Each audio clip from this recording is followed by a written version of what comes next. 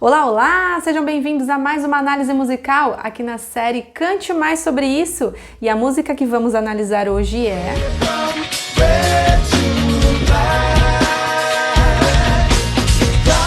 Você é fã dessa banda? Deixa aqui nos comentários. Eu conheci a banda, porém não conhecia esta música e veio aí através das sugestões que vocês deixam nos comentários e eu gostei bastante do conteúdo dela, sem falar que é uma música bem legal, mesmo abordando um tema que eu diria ser bem delicado e bem rotineiro, porque é uma coisa comum e que todo mundo pode vir a conhecer alguém que passa por uma situação que a música aborda. E eu digo comum, mas até com certo pesar, porque não deveria, e você já vai entender mais ou menos do que eu estou falando aqui. Bom, primeiro eu quero começar com a pergunta-chave da análise de hoje. Onde você esconde a sua dor? Inclusive já começa essa pergunta já com um trecho que a música tem, que é: o tempo todo ele estava sorrindo do lado de fora, mas cobrindo a dor que existia dentro. Então é interessante que a dor ela é uma constante na nossa vida, ela tá lá quando você chuta sem querer a ponta ali da cama e você sente aquela dor horrível por bater o dedinho na cama. Aí até inclusive no momento em que você recebe uma ligação e tem ali uma notícia muito ruim, desde a morte de alguém ou algo muito trágico. Então, ou seja, a dor ela é uma constante porque ela está sempre nos acompanhando, seja onde for. E basta existir uma brecha que ela vai estar ali aparecendo, surgindo. E o que vai definir muito de como esse papel que ela tem vai influenciar ali na sua vida é o poder que você dá para isso, é a maneira como você se relaciona com ela. Então, nada mais importante na análise de hoje do que saber como que você se relaciona com esta dor. Porque a música ela vai nos mostrar que tendemos a esconder umas e mostrar outras. Como essa, por exemplo, de quando você bate o dedinho, você nem se controla para tentar esconder a dor. É algo muito mais automático e tende a ser mais aceitável na sociedade você reclamar de uma dor por machucar o dedinho do pé ou por algum outro tipo de acidente, uma questão mais ligada ao físico. Porém, quando se trata de dor emocional, aquela dor que você se esforça para esconder e que geralmente é acompanhada por uma pressão ambiental, no sentido de esconder, de querer diminuir, de querer comparar. Existe até um dormômetro por aí que o pessoal gosta de ficar medindo as dores um dos outros, e isso não é legal, inclusive isso estimula as pessoas a virem a querer esconder essas dores emocionais. E por conta disso, a música de hoje, ela fala sobre uma pessoa que escolhe esconder essa dor através do álcool. E nós vamos falar um pouquinho sobre isso, sobre este comportamento. E eu quero aqui te dizer uma coisa, eu gosto de fazer sempre umas comparações para te ajudar a compreender o que eu estou falando, porque estamos falando de emoções e elas são subjetivas, não temos como pegá-las na mão, sentir, mas nada melhor do que exemplos para concretizar e te ajudar a visualizar. Imagina quando, ao esconder uma emoção, eu sempre gosto de usar esse exemplo de com a comida. Imagina que você escondeu uma comida e você esqueceu ela lá. E o que acontece é que na medida que você esconde a comida e esquece, ela vai de alguma maneira continuar ali o seu processo de decomposição, mesmo que não seja consumida, e nós sabemos disso. A questão é que ela vai começar a feder, e vai começar a feder muito. E nós sabemos que comida estragada é uma coisa que o cheiro é insuportável. E uma dor emocional, quando escondida, ela tende a ter o mesmo efeito. Ela fica lá escondida por um bom tempo, você nem lembra onde está, ou até lembra. Porém, ela, como forma de chamar a sua atenção, ela começa ali a emitir sinais. Eu ia até falar o cheiro porque eu estou usando o exemplo da comida, mas ela começa a emitir sinais. E se tratando de dores emocionais, os sinais geralmente vão tender a também ser no corpo ou através de comportamentos. E nada mais interessante aqui do que o álcool, pensarmos de que ele tem cheiro, ele é fácil de você identificar uma pessoa quando está sob o efeito de álcool. E uma pessoa que consome o álcool da maneira como está descrito aqui na música é muito severo para quem acompanha, para quem está convivendo ali naquele mesmo ambiente que ela. Então, antes de eu trazer um vídeo que eu separei aqui para compartilhar com vocês, eu quero ler um trecho da música que diz exatamente o seguinte: eu tive um amigo chamado Vitor e nós dois costumávamos sair todos os dias e pareceu que do dia para a noite sua vida inteira simplesmente mudou.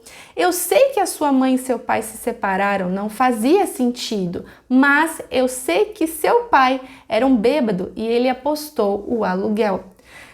Diante deste trecho, eu vou passar um vídeo para logo mais darmos seguimento nos apontamentos que eu tenho para você.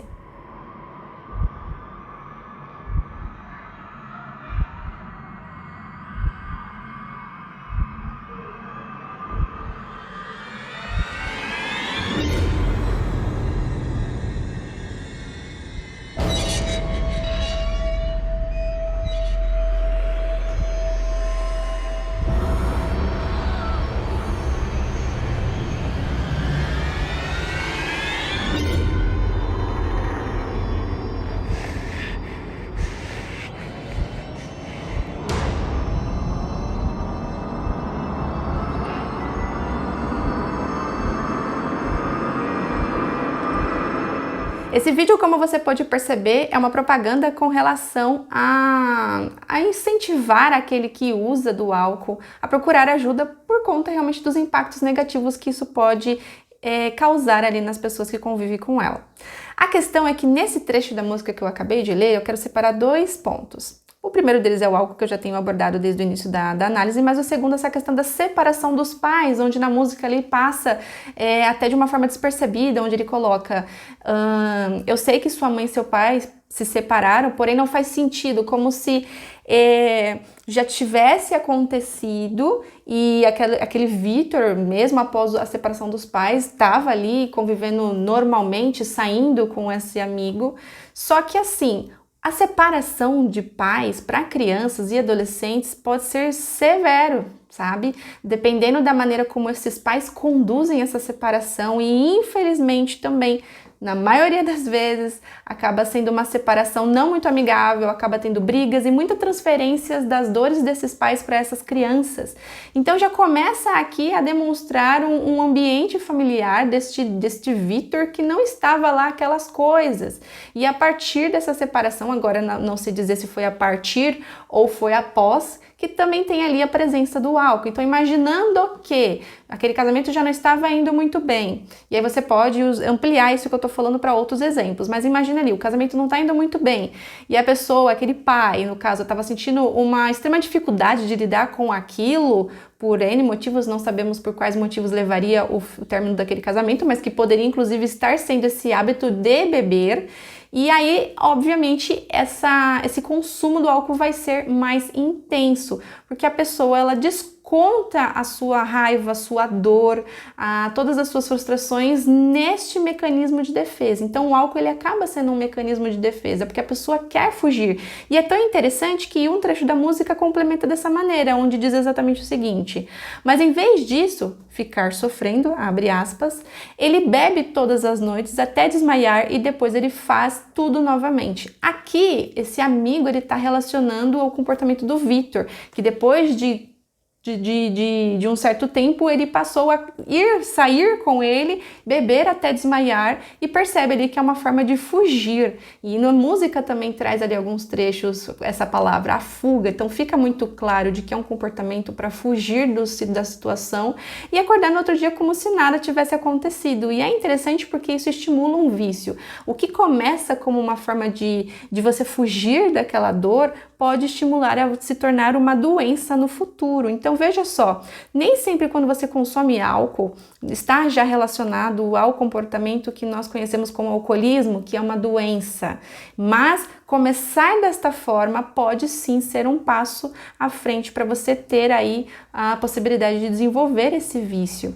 E é tão interessante que a música, o nome dela já traz aí um trocadilho, onde, por exemplo, tem um trecho que diz: escondendo-se vendo todas as memórias desaparecendo do vermelho ao preto, que também está relacionado a este Vitor. Eu diria que esse vermelho ao preto é a morte, a perda de vida. Porque se você se corta, se a gente for parar para pensar no sangue, o sangue ele é vermelho, né? Mas você já viu sangue velho? Ou quando você se corta e aí vai ficando aquele sangue seco, ele vai ficando com uma cor mais próxima do preto.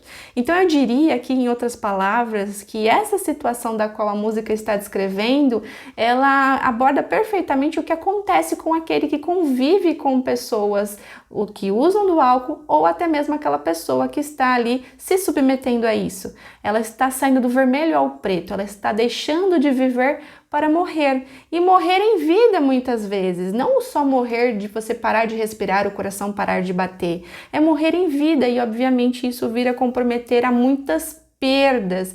E uma pessoa que tá nesse convívio, ela tem a autoestima abalada, ela passa a viver com medo. Olha o vídeo que eu te passei agora há pouco, olha o olhar de pavor daquelas crianças.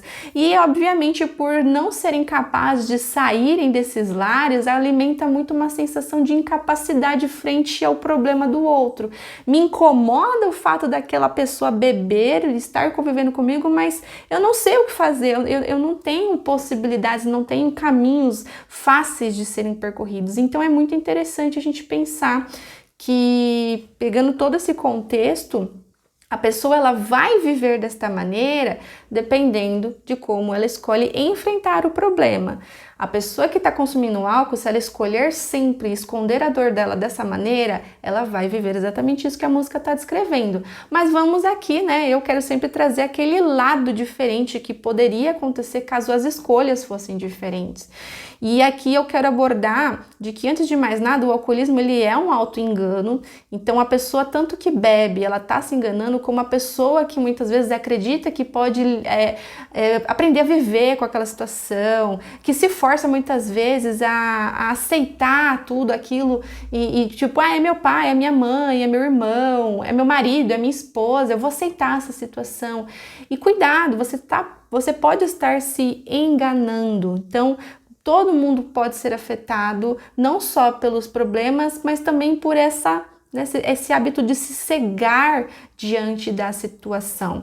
Então, se você bebe para esquecer os problemas que você tem, procure ajuda o quanto antes, tá? Agora, se você fala, Bi, eu bebo, mas não para esquecer os meus problemas, eu bebo para me distrair, coisas do fim de semana, e aí tudo bem, não tem problema. Se você não está tendo prejuízos, se você reconhece que não é um mecanismo de fuga e ninguém está sofrendo por conta desse seu comportamento, a cervejinha, ou seja lá o que você bebe, está totalmente liberada. Quem sou eu para proibir, né? Não estou aqui para dizer regras nenhuma, mas se for o contrário disso que eu pontuei, você precisa buscar ajuda.